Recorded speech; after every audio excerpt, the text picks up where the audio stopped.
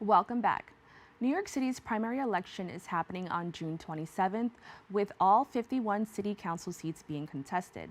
This follows after the major redistricting effort prompted by the 2020 census. This presents an important opportunity for voters to select new representatives for the council or re-elect incumbents who are serving shortened two-year terms. To ensure effective civic participation, the New York Latino Civic Engagement Coalition is actively engaged in raising awareness among Latinos in New York City about the significance of voting in the upcoming City Council primary elections. Joining us to discuss more is the Senior Counsel at LatinoJustice PRLDEF, Fulvia Vargas-De Leon. Thank you so much for joining us. Thank you for having me. Now, can you first just tell me a little bit more about the overall organization? Yes, Latino Justice has worked over the last 5 decades to ensure and protect the rights of Latinos across various pillars, including economic justice, voting rights, immigration, and our Puerto Rico pillar. Now, can you provide more details about the Latino Week of Action and its purpose in mobilizing Latino voters in New York City? Yes, so we partnered with other organizations, NALEO, Hispanic Federation, and Dominicanos USA, also known as DUSA, with the intention of educating the Latino community about our primary elections coming up on June 27th. What we realized is that while we experience individuals come out during presidential elections, we see really low voter turnouts during non-presidential years, and we want to emphasize to the community the importance of local elections. Now, I'm so glad that you brought that up because I can admit this myself. Like, prior to doing some of the work that I'm doing now, you only really hear about the larger elections. Can you just talk about how important those smaller elections are? Yes, so I am someone who always says to the community that you are electing the person that sits in your neighborhood, unlike the person who sits in Washington, D.C. So this is your closest level of government, the person that you can actually walk into their office and have a conversation with about issues that are impacting the community, which is why I think they're even more important, although all elections are important because they really represent who is going to speak on your behalf at the city council level. Now, how will the New York Latino Civic Engagement Coalition work to empower and inform Latino voters about their rights? So we are actually on the ground in neighborhoods that we know have a large Latino community and emphasizing on being able to communicate with the community in Spanish for those individuals who are either non-English speakers or limited English speakers, because we want them to be able to access the information in a language they feel comfortable with, and sort of destigmatize what voting looks like. I think for a lot of community members, the idea of going to a poll site is very intimidating because if they just assume that there's no one there to assist them in their preferred language. And so we are out in the community providing education, speaking to individuals, ensuring they are registered to vote, making sure that they know where their poll site is because it does change from election to election, and really providing that information on a consistent basis leading up to early voting, which starts this Saturday. Now, I actually had the privilege of attending one of those events. We gave some coverage on it. I think it was like a few years ago now, and it was like a very exciting event. I remember there was like balloons, and there's just something about making people want to be there. Can you just talk about the experience being a part of something like that and making it something that people want to be a part of? Definitely. I mean, that's our goal, to be in the community. I always say it's important for you to have a presence, a continuous presence in the community so that they can rely on you as someone who can inform them and they can ask questions and sort of be able to be more informed when they are going to the poll site. And it's really empowering also because as someone who does this work, just being able to connect with my community and for them to see someone that looks like them and who's willing to represent them, I think speaks volumes. In turn of having someone who doesn't really know the community and doesn't know what issues they're facing come in and tell them, oh, well, you should go vote for this person, without having a real awareness about the issues they're facing. And I think it's important because it shows that representation. When we hear the term, we often think about like the big screen or, movies and television, but it just shows how important it is in almost every aspect of life. So I'm so glad that you mentioned that. Can you also talk about the importance of equitable access to the ballot? Yeah, I think this is crucial when we think about you have a right to vote, right? It's not a privilege. It's not something that someone gives you and takes away. It's a right. It's a constitutional right. And equitable access to the ballot, it's something that we discuss, but when you think about, does it even happen? Does this right, is this something that we actually in the community see that it's equitably accessed? And the answer is no, because there are many barriers to the ballot that exist for our community members.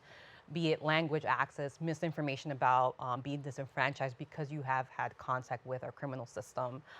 It's information about whether or not you are registered to vote, how you registered, who has the ability to register to vote. So I think equitable access really is impacted by the misinformation or disinformation that occurs in our community. And we see sort of access being impacted day to day in different ways.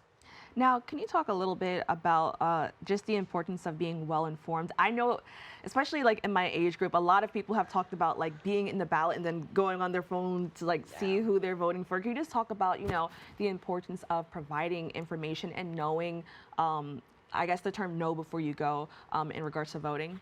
I mean, it's crucial, right, that you're going to your poll site informed about who you want to represent you, because who, you know, where are they aligned on the issues? Are they advocating for the issues that are important to you? But we also know it's extremely daunting because there are so many elections in New York City. We hold elections, I think, every year so far. Last year we had 2 primaries and a general election, and it constantly feels like you're constantly having to inform yourself. And when we think about the issues that our communities face, it can be overwhelming to even think about voting. Not only to be informed about the candidates, but with all the elections that go on, figuring out who's running for what position, why does it matter? So we find it crucial to sort of break down the issues, break down, you know, are you having an election? Is it contested? Because there are some districts that are uncontested. Even explaining the process of voting is crucial, because now we have ranked choice voting in New York City. And so whereas you would go and vote for one person, you now rank people. And that's even foreign for people, and has sort of also impacted the way people feel overwhelmed when they're visiting their poll site. Now, I also want to touch on the younger generations a little bit. You know, how has it been working with them and, you know, getting people who are maybe 18, 19, 20 to want to step in that booth and start voting? Oh, that's such a good question, because for the Latino community, most of the Latino voters are between that 18 to 24 demographic. So we do try to target them because they tend to be the ones that are able to inform their community. So they're sort of like playing, you know, messenger or phone. It's oftentimes that we hear, well, my parents never talked about voting, or my grandparents didn't talk about voting. It's just not something that we do as a family. But we find that when you can reach that demographic, they are able to sort of push on their parents, on their neighbors, on their other family members to come out and vote. And we see it become a family event where you'll see grandma show up with her grandchild and want to cast a ballot because they were informed about the process. So I think it's crucial, because they do tend to be that in the home representation of what it means to vote, why you should go out to vote, and why it can become a family event that's going to really impact our community. And I also want to add that I think that this work is so important now, because I know for a lot of just families with first generation, you know, members, yeah, they have grown up in a household where like voting is just something that you see on TV. Like it's not like your family doesn't feel like it's something for them to do. Can you just talk about the importance of, like, regardless of where you're from, like how, as you mentioned, it is your right to kind of like be a part of this moment where we get to change what our community looks like? Yeah, I think it's so important. As first generation, I am a first generation, and I think there is a stigma in our communities that their vote doesn't really matter, because they often don't see representation that reflects them and reflects the issues that are facing them. And so I think it's often important to have these conversations, to make sure that as first generation, we're trying to emphasize the importance of the vote, emphasize that this is your right. That if, you know, I always say nowadays, you know, if it wasn't so important, there wouldn't be so many people across the country trying to fight to make sure you don't cast a ballot, right? There's some importance that is going on behind the vote, because all other rights stem from your ability to vote, right? It's that vote that elects the elected official that will pass legislation that impact your community. So when you think about how crucial that representation is, you realize how important your vote is. Now, I want to talk about your organization a little bit because Latino Justice has been advocating against injustices for nearly 50 years, which is a long time. So I feel like that's worth congratulating, because, you know, it's a long time to continuously, you know, like do this work. And I know it's not easy. So, you know, I definitely want to shout that out. Can you just highlight some of the significant achievements or milestones your organization has done just over the course of these 50 years? I don't know where to start because it's been 5 decades. I think I do voting rights work, and one of the things we've seen is our ability to protect access to the ballot for Latino voters. We've seen that across several states, including New York, Pennsylvania, and Florida. Generally, that's meant that we have litigated against counties or governments who are trying to prevent individuals who are limited English speakers from being able to cast a ballot in a language they feel comfortable with.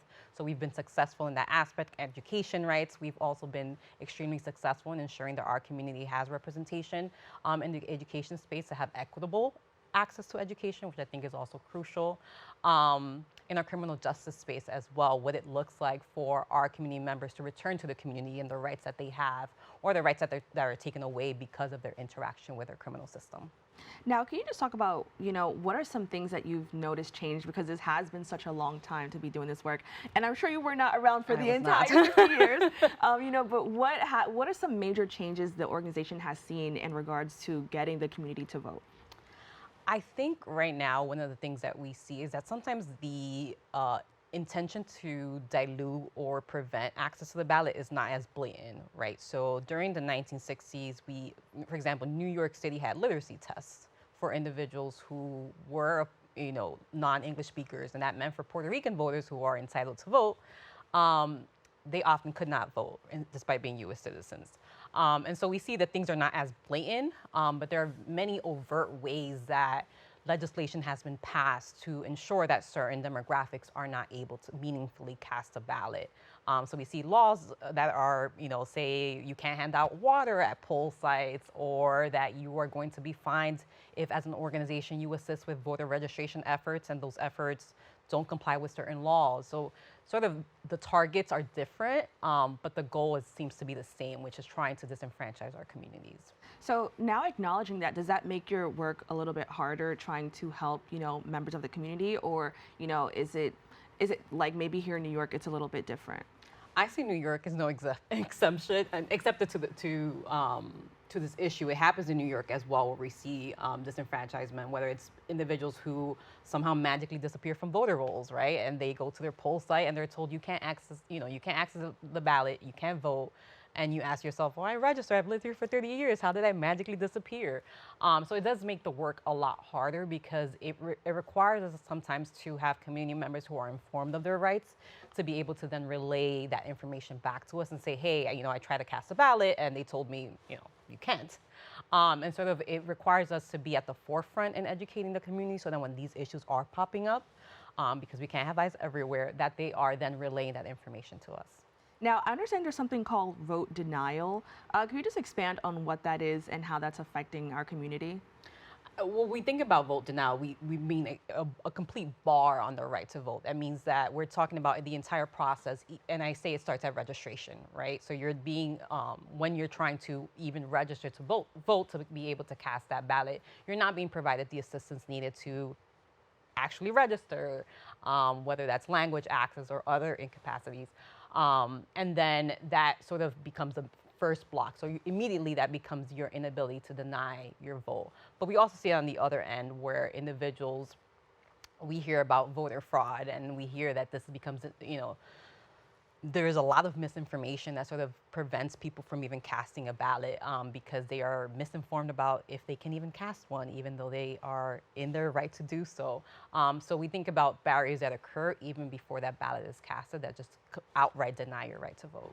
Now, I understand that you have a program, it's a bilingual election protection program. Could you just talk a little bit more about that? Yeah, it's our Cada Voto Cuenta program. That's our voter protection, election protection work that we do. It's bilingual, and we try to focus that programming on being out in the community, especially during elections, to ensure that individuals have meaningful access to the ballot. And that was a result of some of the Supreme Court decisions that came out in the last decade, and sort of the need to ensure that there was election protection, the need to protect individuals when they are participating in our elections, but also on a long-term basis, understanding that there is also voter protection, their right to vote in and of itself, that exists. And so we try to focus our efforts in key states such as New York, Pennsylvania, and Florida, which have become contested states, And we send out volunteers to monitor poll sites, assist individuals who are limited English speaking to ensure that they can cast a ballot on election day.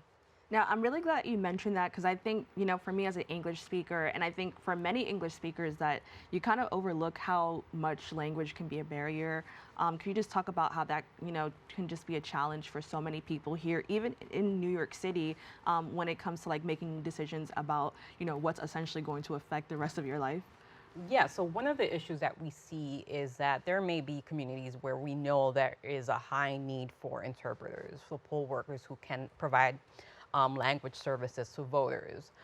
But sometimes it means that there's only one or two poll workers in that community that has a high need. And what we see is that because of that, it means that those individuals who are limited English speaking go to the poll site. If they're not assisted within a certain time frame, they're leaving. They're walking away. They just don't have the time and the resources. It's a lot on Yes, one person, right? to wait around for that one person to assist every single voter that's showing up. So I always say it's another form of preventing access to the ballot because we should never condition a right on whether or not you speak English, and that ends up happening. That your proficiency in English becomes the deterrent about whether or not you can actually cast a meaningful ballot. Now, looking ahead, what are some of the emerging challenges or threats to voting rights that Latino Justice anticipates? Oh, there are a lot. What we're seeing now pop up, and this is because we are a national organization and we do work in other states, it's the targeting of organizations that provide canvassing and get out the vote campaigns. A lot of these organizations focus their efforts on, being out in Latino communities and providing efforts. And there are states that are trying to criminalize that effort by penalizing and issuing fines against these organizations for, mishaps that may occur or who they are employing. And for a nonprofit, a $50,000 fine means I can't do the work anymore. And so we are seeing that pop up. But like I said, it's not as overt, right? You think, well, they're passing a law and they're trying to, they call it election integrity in some states. I'm not sure what they mean by election integrity, but that's the message that they push out, that they're trying to prevent voter fraud, which we know is really non-existent. So we see those challenges. We also know that the Latino population is growing, but our representation is extremely low in this country. So there is no real way to say, well, we've grown as a population, our representation has grown. That has not happened, and sort of figuring out what's the issue and where's the gap. And we also see where redistricting will take us, right? Maps, in New York, they're still being challenged, I know that, but I always call redistricting to be the silent voter suppressor because it's a map that's in place for a decade, and you won't see the impact of that map until you see a few elections. So, we stay vigilant, we stay, aware of what issues may pop up and how, or whether or not voters are actually going to be disenfranchised by the maps that were enacted. Now, I feel like I've learned so much in just this short amount of time, and I feel honestly almost privileged to have this conversation with you because I think this is something that a lot of people just don't have access to. So that's why I'm so happy like we're doing something like this. Where can people go if they actually want to learn more? Like you said, some things are kind of covert. Where can people go so they can stay educated on the things that are happening behind the scenes? We provide a ton of resources on our website about, both in English and Spanish, about your right to vote, access to the ballot, numbers that you can call. The Attorney General's office in New York also has a hotline that you can call if you experience any voter issue at the polls.